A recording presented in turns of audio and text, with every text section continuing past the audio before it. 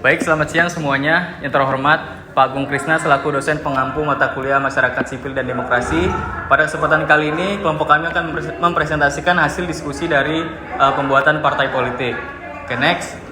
Sebelumnya, ini adalah nama-nama anggota kelompok kami. Yang pertama ada Desi Rahayu dengan NIM akhir 012, kemudian Yabes Putra dengan NIM akhir 024, kemudian Gerald Timothy dengan NIM akhir 027, kemudian Nikadek Puspitarani dengan NIM akhir 029, selanjutnya Gusti Agung Ayu Galuh Gayatri dengan NIM akhir 030, selanjutnya Ferry Dwi Kurniawan dengan NIM akhir 035, kemudian Irma Suryani dengan NIM akhir 046, Kadek Wahyu Utama dengan NIM akhir 048, Chandra Utita dengan NIM akhir 049, Yasmin dengan NIM akhir 051, dan yang terakhir Arjuna Aji Pangestu dengan NIM akhir 057. Oke, next.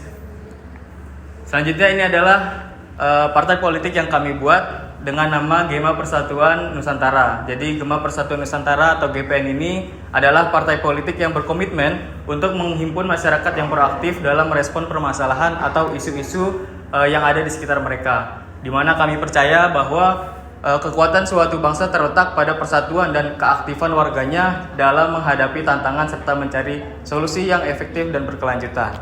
Oke, selanjutnya. Baik, izin menjelaskan mengenai makna simbol. Mungkin bisa di next slide. Oke, Gema Persatuan Nusantara ini memiliki simbol seperti di PowerPoint. Saya akan menjelaskan. Yang pertama, diawali dengan pengeras suara. Pengeras suara ini merupakan representasi dari Gema sesuai dengan tujuan kami yang berkomitmen untuk menyuarakan isu-isu yang berimplikasi langsung dengan keadaan dinamika sosial politik di Indonesia. Lalu yang kedua ada kepalan tangan. Kepalan tangan sebagai simbol perjuangan dalam melaksanakan tujuan serta menghadapi tantangan dalam pelaksanaannya. Lalu ada bintang. Bintang ini merepresentasikan kami dalam mengarungi arah dan tujuan kami. Lebih lanjutnya, bintang juga merepresentasikan setitik cahaya dalam kegelapan yang menjadi asa dan harapan kami. Lalu yang terakhir ada rantai melingkar. Rantai melingkar ini merupakan representasi persatuan. Persatuan dalam rantai ini kami memaknainya sebagai kekuatan dalam kebersamaan. Adapun berada di lingkup yang sama dan juga sebagai wadah yang menghimpun untuk bersama-sama melaksanakan tujuan gerakan kami. Selanjutnya akan dilanjutkan oleh rekan saya. Untuk selanjutnya, saya akan menjelaskan visi dari partai kami. Visinya yakni mewujudkan Indonesia yang berdaulat, adil, dan makmur melalui perkembangan sumber daya lokal, inovasi yang berkelanjutan, dan kesejahteraan rakyat yang inklusif. Next slide. Selanjutnya, adapun misi dari partai kami, yang pertama yakni pemberdayaan ekonomi lokal dengan tujuan mendorong pertumbuhan ekonomi daerah melalui pengembangan industri lokal seperti kerajinan tangan, pertanian organik, dan pariwisata berbasis komunitas. Memperkuat UMKM dengan memberikan akses mudah terhadap pembiayaan, pelatihan, dan teknologi untuk meningkatkan daya saing dan kualitas produk lokal. Yang kedua yakni inovasi dan teknologi, mendukung riset dan pengembangan atau yang berfokus pada inovasi teknologi ramah lingkungan dan berkelanjutan, mendorong adopsi teknologi digital untuk memperluas akses pasar dan meningkatkan efisiensi produksi di sektor-sektor kunci. Untuk selanjutnya akan dijelaskan oleh rekan saya. Untuk selanjutnya yaitu ada keempat, pelestarian lingkungan, di mana pelestarian lingkungan ini mengimplementasikan kebijakan pembangunan yang berkelanjutan dengan fokus pada pelestarian lingkungan dan penanggulangan perubahan iklim.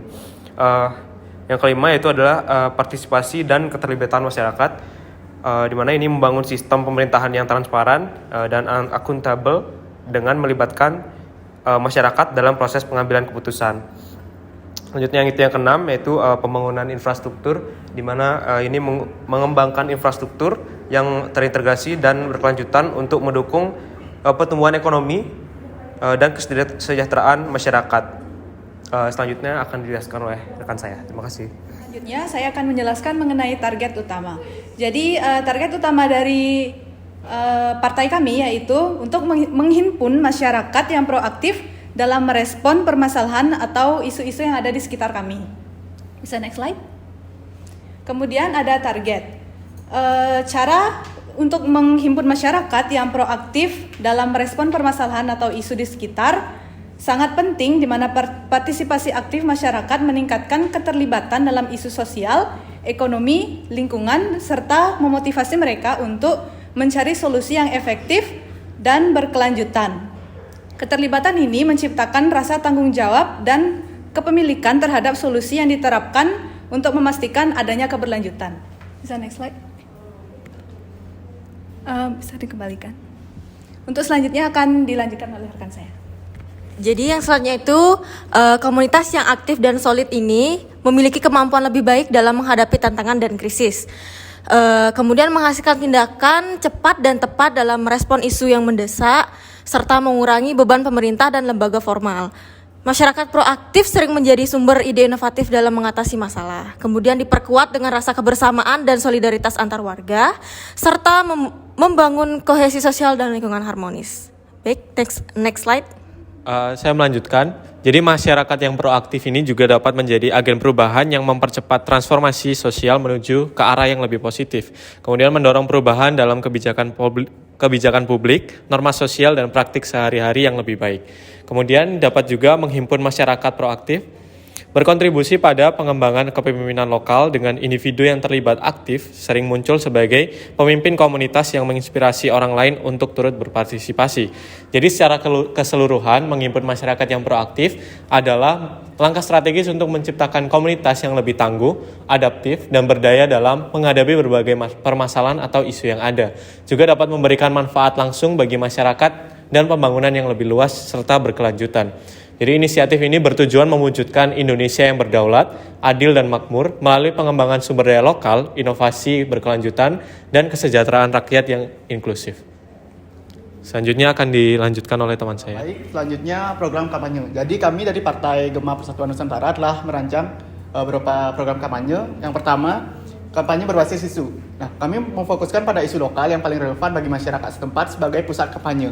Program implementasinya sendiri adalah dengan cara campaign digital, kemudian responsif terhadap krisis, yang mana akan diimplementasikan dengan cara merespon dengan cepat dan efektif terhadap krisis dan masalah yang mendesak yang muncul di masyarakat.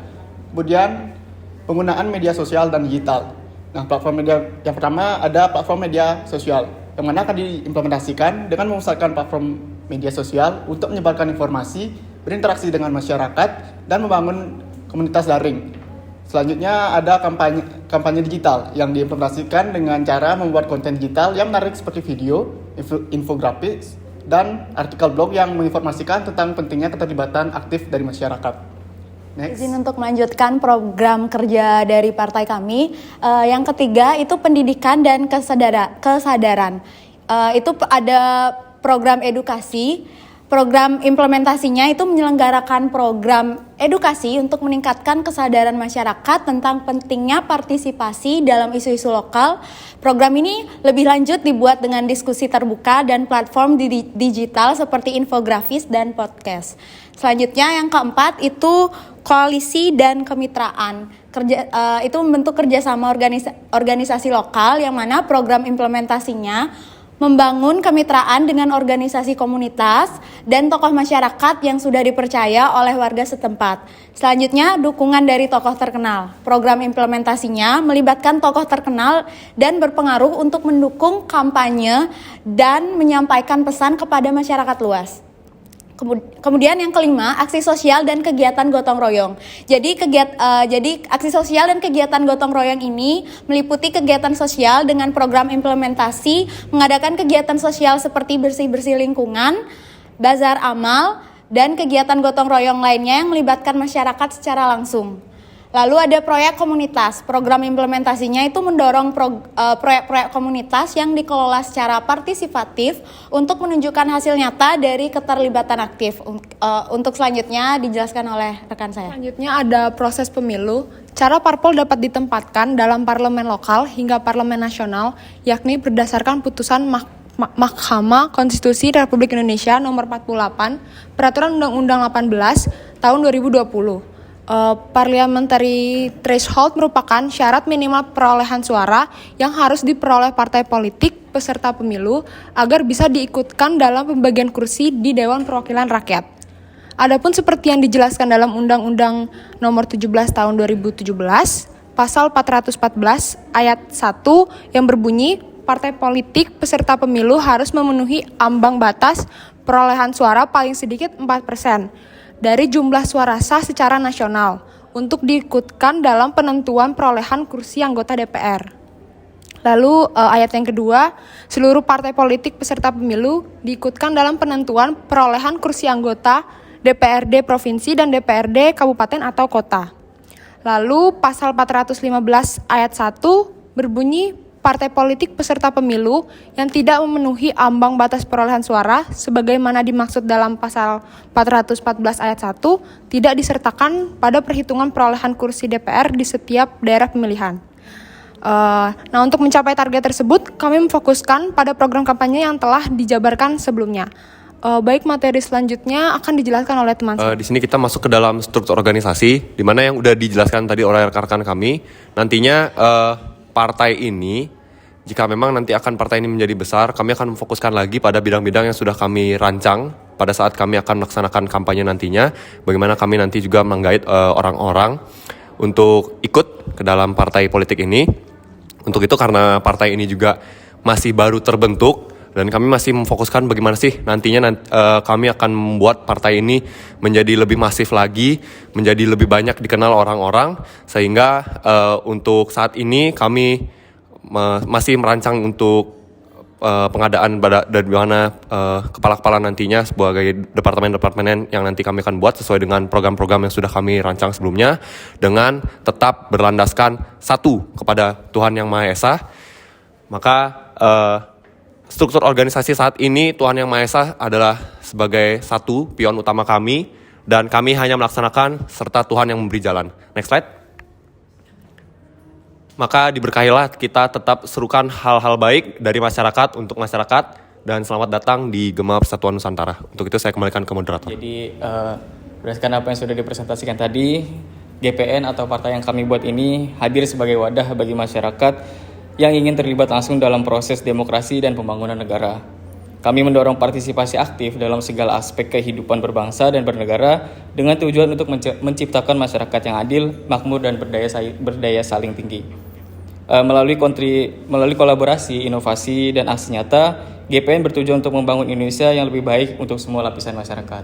Mungkin sekian presentasi yang dapat kami sampaikan. Untuk atas perhatiannya kami ucapkan terima kasih.